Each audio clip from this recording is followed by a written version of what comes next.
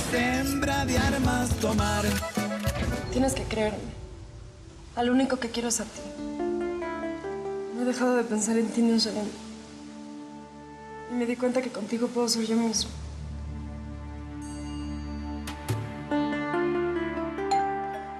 Ay, no. ¿Quién va a dañar esta cena de reconciliación tan bonita? Permiso. Ay, no será mi maní. Claro que viene por el hijastro. ¿Quién es?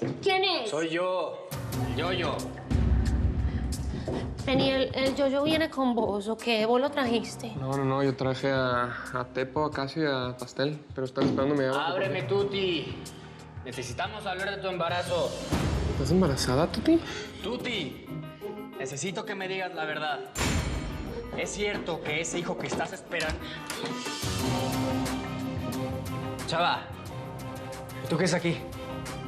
¿Qué hago yo aquí? Aquí el de las preguntas soy yo. A ver, explícate, ¿cómo está eso que la Tuti está embarazada? ¿Este hijo es tuyo?